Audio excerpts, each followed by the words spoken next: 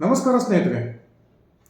ಕರ್ನಾಟಕದ ಮಾಜಿ ಮುಖ್ಯಮಂತ್ರಿ ಜಗದೀಶ್ ಶೆಟ್ಟರ್ ಅವರು ಬಿಜೆಪಿಗೆ ಗರ್ವಾಪಸಿ ಆದ ನಂತರ ಇನ್ನುಳಿದಂತಹ ರಾಜಕೀಯ ನಾಯಕರನ್ನು, ಅದರಲ್ಲೂ ಕೂಡ ಕಳೆದ ವಿಧಾನಸಭಾ ಚುನಾವಣೆಯಲ್ಲಿ ಪಕ್ಷದೊಂದಿಗೆ ಮುನಿಸಿಕೊಂಡು ಕಾಂಗ್ರೆಸ್ಗೆ ಸೇರ್ಪಡೆಯಾಗಿ ಬಿಜೆಪಿಗೆ ಬಹುದೊಡ್ಡ ಹೊಡೆತವನ್ನು ಕೊಟ್ಟಿದ್ದಂತಹ ಉತ್ತರ ಕರ್ನಾಟಕ ಭಾಗದ ಪ್ರಮುಖ ನಾಯಕರುಗಳನ್ನು ಬಿಜೆಪಿಗೆ ಮರು ಸೇರ್ಪಡೆ ಮಾಡಿಕೊಳ್ಬೇಕು ಅಂತಕ್ಕಂಥ ಪ್ರಯತ್ನಕ್ಕೆ ಬಿಜೆಪಿಯ ರಾಜ್ಯ ಘಟಕದ ಅಧ್ಯಕ್ಷ BY ವಿಜಯೇಂದ್ರ ಅವರು, ಅದೇ ರೀತಿ ರಾಷ್ಟ್ರೀಯ ಪ್ರಮುಖರು ಕೂಡ ಅತ್ಯಂತ ತೀವ್ರವಾಗಿ ಪ್ರಯತ್ನ ಪಡ್ತಿರ್ತಕ್ಕಂಥ ಸಂದರ್ಭದಲ್ಲಿ ಜಗದೀಶ್ ಶೆಟ್ಟರ್ ನಂತರ ಮತ್ತೊಬ್ಬ ಲಿಂಗಾಯತ ನಾಯಕ, ಅಥಣಿ ಕ್ಷೇತ್ರದ ಶಾಸಕ, ಮಾಜಿ ಉಪಮುಖ್ಯಮಂತ್ರಿ ಲಕ್ಷ್ಮಣ ಸವದಿ ಅವರನ್ನು ಸೆಳೆಯತಕ್ಕಂಥ ಪ್ರಯತ್ನಕ್ಕೆ ಬಿಜೆಪಿ ದೊಡ್ಡ ಮಟ್ಟದಲ್ಲಿ ಕೈ ಹಾಕಿ, ಆ ಒಂದು ಪ್ರಯತ್ನದ ಮುಂದುವರೆದ ಭಾಗವಾಗಿ ಲಕ್ಷ್ಮಣ ಸವದಿ ಅವರಿಗೆ ಬಹುದೊಡ್ಡ 2 ಆಫರನ್ನು ಕೊಟ್ಟಿದ್ದನ್ನು ನಾವೆಲ್ಲ ನೋಡ್ತಾನೆ ಬಂದಿದ್ವಿ.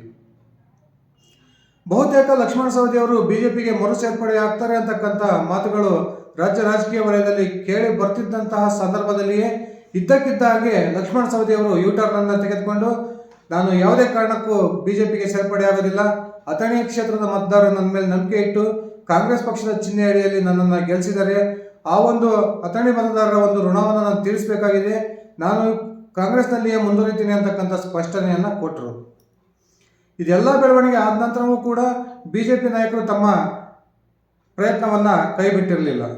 ಕೊನೆಗೆ ಯಾವ ಮಟ್ಟಕ್ಕೆ ಬಿಜೆಪಿ ನಾಯಕರು ಹೋದರು ಅಂದರೆ, ಲಕ್ಷ್ಮಣ ಸವದಿ ಅವರ ಸ್ವತಃ ಅವರ ಪುತ್ರ ಚಿದಾನಂದ ಸವದಿ ಅವರನ್ನು ಬಿಜೆಪಿಗೆ ಸೇರ್ಪಡೆ ಮಾಡಿಕೊಂಡು, ಆ ಚಿದಾನಂದ ಸವದಿ ಅವರಿಗೆ ಚಿಕ್ಕೋಡಿ ಅಥವಾ ಬೆಳಗಾಂನ ಲೋಕಸಭಾ ಟಿಕೆಟನ್ನು ನಾವು ಕೊಡ್ತೀವಿ ಅಂತ ಒಂದು ಆಫರನ್ನು ಚಿದಾನಂದ ಸವದಿ ಅವರಿಗೆ ಮಾಡಿದ್ರು ಅಂತಕ್ಕಂಥದ್ದನ್ನು ನಾನು ಈ ಹಿಂದಿನ ವಿಡಿಯೋದಲ್ಲಿ ನಿಮಗೆ ಸ್ಪಷ್ಟಪಡಿಸಿದ್ದೀನಿ. ಆದರೆ ಯಾವಾಗ ಕಾಂಗ್ರೆಸ್ ಹೈಕಮಾಂಡ್ನ ರಾಜ್ಯದ ಉಸ್ತುವಾರಿ ರಣದೀಪ್ ಸಿಂಗ್ ಸುರ್ಜೇವಾಲಾ ಅವರು ಫೋನ್ನ ಮೂಲಕ ಲಕ್ಷ್ಮಣ ಸವದಿ ಅವರನ್ನು ಸಂಪರ್ಕಿಸಿ ತಾವು ದೆಹಲಿಗೆ ಬರಬೇಕು ಅಂತಕ್ಕಂಥ ಒಂದು ಆಹ್ವಾನವನ್ನು ಕೊಟ್ಟರು. ಆ ಆಹ್ವಾನದ ನಂತರ ಲಕ್ಷ್ಮಣ ಸವದಿ ತಮ್ಮ ಮನಸ್ಸನ್ನು ಸಂಪೂರ್ಣವಾಗಿ ಬದಲಾಯಿಸಿಕೊಂಡು ಕಾಂಗ್ರೆಸ್ನಲ್ಲೇ ಮುಂದುವರಿತಕ್ಕಂಥ ಒಂದು ನಿರ್ಧಾರಕ್ಕೆ ಬಂದರು ಅಂತಲೇ ಹೇಳ್ಬೋದು. ಖಂಡಿತವಾಗ್ಲೂ ಲಕ್ಷ್ಮಣ ಸವದಿ ಅವರೇನು ಸುಮ್ಮನೆ ಕಾಂಗ್ರೆಸ್ನಲ್ಲಿ ಮುಂದುವರಿಯೋದಕ್ಕೆ ನಿರ್ಧಾರ ಮಾಡಿದಾರ? ಲಕ್ಷ್ಮಣ ಸವದಿ ಅವರನ್ನು ಉಳಿಸ್ಕೊಳ್ಳೋದಕ್ಕೆ ಕಾಂಗ್ರೆಸ್ ಏನನ್ನ ಆಫರ್ನ ಕೊಟ್ಟಿರ್ಬೋದು? ಇದೆಲ್ಲ ಪ್ರಶ್ನೆಗಳು ಎಲ್ಲರಿಗೂ ಕಾಡ್ತಕ್ಕಂಥದ್ದು ಸಹಜ. ಆದರೆ ಇದೀಗ ಕಾಂಗ್ರೆಸ್ನ ಮೂಲಗಳಿಂದಲೇ ಬಂದಿರತಕ್ಕಂಥ ಒಂದು ಸುದ್ದಿಯ ಪ್ರಕಾರ ಸ್ವತಃ ಲಕ್ಷ್ಮಣ ಸವದಿ ಅವರೇ ನಿರೀಕ್ಷಿಸಲಾರದಂತಹ ಒಂದು ದೊಡ್ಡ ಆಫರನ್ನು ಇದೀಗ ಕಾಂಗ್ರೆಸ್ ಅವರಿಗೆ ಕೊಟ್ಟಿದೆ ಅಂತಕ್ಕಂಥ ಸುದ್ದಿಗಳು ಬರ್ತಾ ಇದ್ದಾವೆ. ಏನು ಲಕ್ಷ್ಮಣ ಸವದಿ ಅವರ ಬೇಡಿಕೆ ಏನಾಗಿತ್ತು? ನನಗೆ ಬಿಜೆಪಿಯನ್ನು ಬಿಟ್ಟು ಕಾಂಗ್ರೆಸ್ ಬಂದು ನಾನು ಬಹುದೊಡ್ಡದ ಅಂತರದಲ್ಲಿ ಗೆದ್ದಿದ್ದೀನಿ, ನನಗೆ ಕಾಂಗ್ರೆಸ್ ಪಕ್ಷದಲ್ಲಿ ಅಥವಾ ಸರ್ಕಾರದಲ್ಲಿ ಯಾವುದೇ ರೀತಿಯ ಸ್ಥಾನಮಾನವನ್ನು ಕೊಟ್ಟಿಲ್ಲ ಅಂತಕ್ಕಂಥ ಬೇಸರ ಲಕ್ಷ್ಮಣ ಸವದಿ ಅವರಿಗೆ ಇದ್ದಿದ್ದನ್ನು ನಾವು ಗಮನಿಸಿದ್ದೀವಿ. ಬಹುತೇಕ ಲಕ್ಷ್ಮಣ ಸವದಿ ಅವರನ್ನ ಉಳಿಸ್ಕೊಳ್ಳೋ ಪ್ರಯತ್ನಕ್ಕೆ ಕೈ ಹಾಕಿದ್ದಂತಹ ಕಾಂಗ್ರೆಸ್ ನಾಯಕರು ಇನ್ನೇನು ಶೀಘ್ರದಲ್ಲಿ ಲಕ್ಷ್ಮಣ ಸವದಿ ಅವರನ್ನ ರಾಜ್ಯದ ಸಚಿವ ಸಂಪುಟದ ಮಂತ್ರಿಯನ್ನಾಗಿ ಮಾಡ್ತಾರೆ ಅಂತಕ್ಕಂಥ ಮಾತುಗಳು ಕೇಳಿ ಬರ್ತಾ ಇದ್ವು. ಅದನ್ನು ಓಪನ್ ಆಗಿ ಕೂಡ ಈ ಎಲ್ಲ ಕಾಂಗ್ರೆಸ್ನ ಶಾಸಕರು ಹಾಗೂ ಸಚಿವರು ಹೇಳ್ತಾನೆ ಬಂದಿದ್ರು. ಆದರೆ ಇದಕ್ಕಿಂತ ಒಂದು ಹೆಜ್ಜೆ ಮುಂದೋಗಿರ್ತಕ್ಕಂಥ DK ಶಿವಕುಮಾರ್ ತನ್ನ ಕಾಂಗ್ರೆಸ್ನ ಹೈಕಮಾಂಡ್ನೊಂದಿಗೆ ಚರ್ಚೆಯನ್ನು ಮಾಡಿ, ಇದೀಗ ಯಾರೂ ನಿರೀಕ್ಷೆ ಮಾಡಿದಂತಹ, ಯಾರೂ ಬೇಡ, ಸ್ವತಃ ಲಕ್ಷ್ಮಣ ಸವದಿ ಅವರೇ ನಿರೀಕ್ಷೆ ಮಾಡಿದಂತಹ ಬಹುದೊಡ್ಡ ಒಂದು ಸ್ಥಾನವನ್ನು ಕೊಡೋದಕ್ಕೆ ಕಾಂಗ್ರೆಸ್ನ ಹೈಕಮಾಂಡ್ ಹಾಗೂ ಕಾಂಗ್ರೆಸ್ನ ಕರ್ನಾಟಕದ ಒಂದು KPCC ಅಧ್ಯಕ್ಷರಾಗಿರ್ತಕ್ಕಂಥ DK ಶಿವಕುಮಾರ್ ಅವರು ಇದೀಗ ಬಂದಿದ್ದಾರೆ ಅಂತಕ್ಕಂಥ ಮಾತುಗಳು ಕೇಳಿ ಬರ್ತಾ ಇದ್ದಾವೆ. ಹೇಗಿದ್ದರೂ ಲಕ್ಷ್ಮಣ ಸವದಿ ಅವರು ಬಹುತೇಕ DK ಶಿವಕುಮಾರ್ ಅವರ ಬಣದಲ್ಲಿ ಗುರುತಿಸಿಕೊಂಡಿರ್ತಕ್ಕಂಥವ್ರು. ಈ ನಿಟ್ಟಿನಲ್ಲಿ ಬಹುದೊಡ್ಡ ಹುದ್ದೆಯನ್ನು ಲಕ್ಷ್ಮಣ ಸವದಿ ಅವರಿಗೆ ಕೊಡಿಸಿದರೆ ನನ್ನ ಕೈ ಬಲ ಜಾಸ್ತಿ ಹೆಚ್ಚಾಗುತ್ತೆ ಅಂತಕ್ಕಂಥ ಯೋಚನೆಗೆ ಬಂದಿರತಕ್ಕಂಥ DK ಶಿವಕುಮಾರ್ ಅವರು ಇದೀಗ ಲಕ್ಷ್ಮಣ ಸವದಿ ಅವರಿಗೆ ಬಹುದೊಡ್ಡ ಆಫರನ್ನು ಕೊಡೋದ್ರ ಮೂಲಕ ಅವರನ್ನು ಸಂಪೂರ್ಣವಾಗಿ ಕಾಂಗ್ರೆಸ್ನಲ್ಲೇ ಉಳಿಸ್ಕೊಂಡಿದ್ದಾರೆ ಅಂತಕ್ಕಂಥ ಮಾತುಗಳು ಕೇಳಿ ಬರ್ತಾ ಇದ್ದಾವೆ. ಕರ್ನಾಟಕದ ಕಾಂಗ್ರೆಸ್ ಸರ್ಕಾರ ಲಕ್ಷ್ಮಣ ಸವದಿ ಅವರಿಗೆ ಇದೇ ಶಿವರಾತ್ರಿಯ ವೇಳೆಗೆ ಬಹುದೊಡ್ಡ ಒಂದು ಆಫರನ್ನು ಕೊಡುತ್ತೆ ಅಂತಕ್ಕಂಥ ಮಾತುಗಳು ಸ್ಪಷ್ಟವಾಗಿ ಕೇಳಿಬರ್ತಾ ಇರ್ತಕ್ಕಂಥ ಈ ಸಂದರ್ಭದಲ್ಲಿ ಆ ಒಂದು ದೊಡ್ಡ ಆಫರ್ ಏನು? ಲಕ್ಷ್ಮಣ ಸವದಿ ಖಂಡಿತವಾಗ್ಲೂ ಈ ಆಫರಿಂದ ಖುಷಿ ಆಗ್ತಾರೆ. ಕೇವಲ ಲಕ್ಷ್ಮಣ ಸವದಿ ಅವರಲ್ಲ, ಯಾರಿಗೆ ಕೂಡ ಇಂಥ ಆಫರ್ ಬಂದರೆ ಯಾವೊಬ್ಬ ಕಾಂಗ್ರೆಸ್ ನಾಯಕ ಆಗಲಿ, ಯಾವೊಬ್ಬ ಪಕ್ಷದಲ್ಲಿರ್ತಕ್ಕಂಥ ಯಾವೊಬ್ಬ ನಾಯಕ ಆಗಲಿ ಖಂಡಿತವಾಗ್ಲೂ ಇಂಥ ಒಂದು ಆಫರಿಂದ ಖುಷಿ ಆಗೋದು ಸಹಜ. ಹಾಗಾದರೆ ಕಾಂಗ್ರೆಸ್ ಲಕ್ಷ್ಮಣ ಸವದಿ ಅವರಿಗೆ ಕೊಟ್ಟಿರ್ತಕ್ಕಂಥ ಆ ಬಹುದೊಡ್ಡ ಆಫರ್ ಏನು ತಿಳ್ಕೊಂಡು ಬರೋಣ ಬನ್ನಿ ಸ್ನೇಹಿತರೆ. ಅದಕ್ಕಿಂತ ಮುಂಚೆ ನೀವಿನ್ನು ನನ್ನ ಇಟ್ಗೆ ಹೇಮಂತ್ ಯೂಟ್ಯೂಬ್ ಚಾನಲ್ಗೆ ಸಬ್ಸ್ಕ್ರೈಬ್ ಮಾಡ್ಕೊಂಡಿಲ್ಲ ಅಂದರೆ ದಯವಿಟ್ಟು ಈಗ ಸಬ್ಸ್ಕ್ರೈಬ್ ಮಾಡಿಕೊಂಡು ನನ್ನ ಬೆಲ್ ಬಟನನ್ನು ಕ್ಲಿಕ್ ಮಾಡಿ. ನಾನು ಕೊಡ್ತಕ್ಕಂಥ ಮಾಹಿತಿ ನಿಮ್ಗೆ ಇಷ್ಟ ಆಗಿದ್ರೆ ದಯವಿಟ್ಟು ಈ ವಿಡಿಯೋಗೆ ಲೈಕ್ ಮಾಡಿ, ಶೇರ್ ಮಾಡಿ, ಕಮೆಂಟ್ ಮಾಡಿ. ಹೌದು ಸ್ನೇಹಿತರೆ, ನಾವೆಲ್ಲ ಏನಂದ್ಕೊಂಡ್ವಿ, ಲಕ್ಷ್ಮಣ ಸವದಿ ಅವರಿಗೆ ಕಾಂಗ್ರೆಸ್ ಮಂತ್ರಿ ಸ್ಥಾನದ ಆಫರನ್ನು ಮಾಡಿದೆ, ಇನ್ನೂ ಒಂದು ಆಫರನ್ನು ಕೊಟ್ಟಿದೆ. ಅದನ್ನು ಅವರ ಪುತ್ರನಿಗೆ ಉತ್ತರ ಕರ್ನಾಟಕ ಭಾಗದ ಯಾವುದಾದ್ರೂ ಒಂದು ಲೋಕಸಭಾ ಕ್ಷೇತ್ರಕ್ಕೆ ಚುನಾವಣೆಗೆ ಟಿಕೆಟನ್ನು ಕೊಡುತ್ತೆ ಅಂತಕ್ಕಂಥ ನಿರೀಕ್ಷೆಯಲ್ಲಿ ನಾವೆಲ್ಲ ಇದ್ವಿ. ಲಕ್ಷ್ಮಣ ಸವದಿ ಅವರು ಕೂಡ ಅಷ್ಟನ್ನೇ ಬಯಸಿದ್ರು ಅಂತ ಅನಿಸುತ್ತೆ.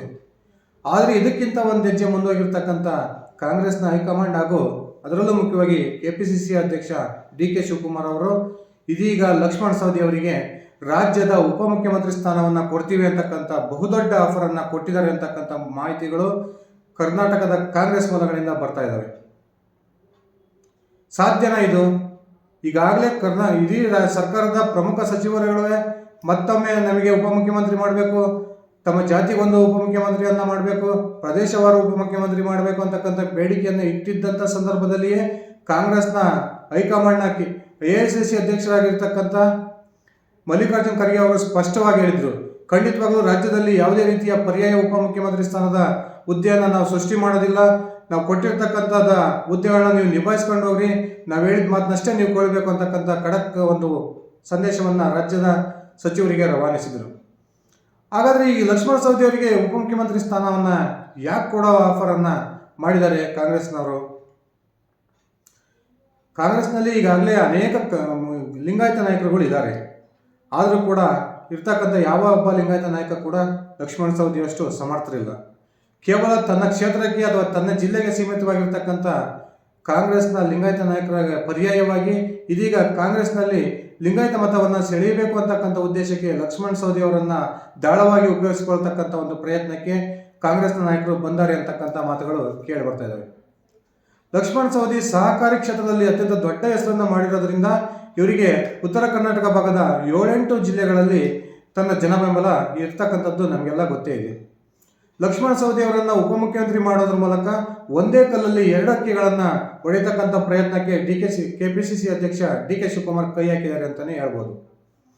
ಏನೀಗಾಗಲೇ ಪದೇ DK ಶಿವಕುಮಾರ್ಗೆ ಟಕ್ಕರನ್ನು ಕೊಡ್ತಿರ್ತಕ್ಕಂಥ ಬೆಳಗಾವಿ ಜಿಲ್ಲೆಯವರೇ ಆಗಿರ್ತಕ್ಕಂಥ ಸತೀಶ್ ಜಾರಕಿಹೊಳಿ ಅವರು ಕೂಡ KPCC ಅಧ್ಯಕ್ಷ ಸ್ಥಾನ ಅಥವಾ ಉಪಮುಖ್ಯಮಂತ್ರಿ ಸ್ಥಾನದ ಬೇಡಿಕೆಯನ್ನು ಇಟ್ಟು ಪದೇ DK ಶಿವಕುಮಾರ್ ಅವರಿಗೆ ಇರಿಸುಮುರುಸನ್ನು ಉಂಟು ಮಾಡ್ತಿದ್ರು.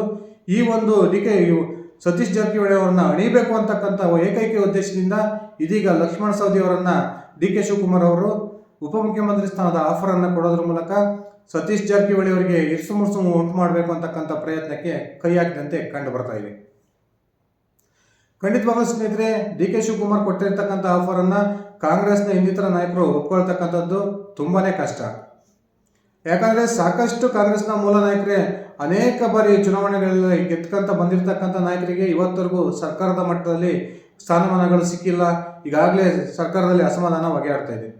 ಅಂಥದ್ರಲ್ಲಿ ಕೇವಲ ಒಬ್ಬ ಶಾಸಕರನ್ನ ಉಳಿಸ್ಕೊಳ್ಳೋಕ್ಕೋಸ್ಕರ ರಾಜ್ಯದ ಉಪಮುಖ್ಯಮಂತ್ರಿ ಅಂತ ಬಹುದೊಡ್ಡ ಹುದ್ದೆಯನ್ನು ಕೊಡೋದಕ್ಕೆ ಅದರಲ್ಲೂ ಕೂಡ ಸಿದ್ದರಾಮಯ್ಯ ಬಣದ ಪ್ರಮುಖ ಸಚಿವರು ಒಪ್ಕೊಳ್ತಾರ?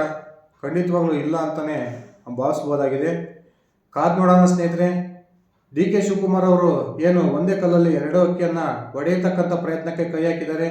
ಈ ಒಂದು ಪ್ರಯತ್ನ ಒಂದು ವೇಳೆ ಜಾರಿ ಬಂದಿದ್ದೇ ಆದರೆ ಖಂಡಿತವಾಗ್ಲೂ ಸರ್ಕಾರದ ಒಂದು ಅಸ್ತಿತ್ವಕ್ಕೆ ಧಕ್ಕೆ ತರೋದ್ರಲ್ಲಿ ಯಾವುದೇ ಒಂದು ಅನುಮಾನ ಇಲ್ಲ. ಯಾಕಂದರೆ ಈಗಾಗಲೇ DK ಶಿವಕುಮಾರ್ ಅವರ ವಿರುದ್ಧ ಕೆಂಡವಾಗಿರ್ತಕ್ಕಂಥ ಸತೀಶ್ ಜಾರಕಿಹೊಳಿ ಅವರ ನೇತೃತ್ವದ ತಂಡ ಸುಮಾರು 6-8 ಸಚಿವರು ಈಗಾಗಲೇ ಸತೀಶ್ ಜಾರಕಿಹೊಳಿ ಅವರು ಏನು ಉಪಮುಖ್ಯಮಂತ್ರಿ ಸ್ಥಾನದ ಬೇಡಿಕೆಯನ್ನು ಇಟ್ಟಿದ್ದಾರೆ. ಸತೀಶ್ ಜಾರಕಿಹೊಳಿ ಅವರನ್ನ ತಪ್ಪಿಸಿ ಅದೇ ಕ್ಷೇತ್ರದ ತನ್ನ ಶತ್ರು ಅಂತಲೇ ಭಾವಿಸಬಹುದಾದಂತಹ ಲಕ್ಷ್ಮಣ ಸವದಿ ಅವರಿಗೆ ಏನಾದರೂ ಒಂದು ವೇಳೆ ಕಾಂಗ್ರೆಸ್ ಹೈಕಮಾಂಡ್ ಉಪಮುಖ್ಯಮಂತ್ರಿ ಸ್ಥಾನವನ್ನು ಕೊಟ್ಟರೆ ಖಂಡಿತವಾಗಲೂ ಸತೀಶ್ ಜಾರಕಿಹೊಳಿ ಅವರು ತಮ್ಮದೇ ಆದಂತಹ ನಿರ್ಧಾರವನ್ನು ತೆಗೆದುಕೊಳ್ತಾರೆ.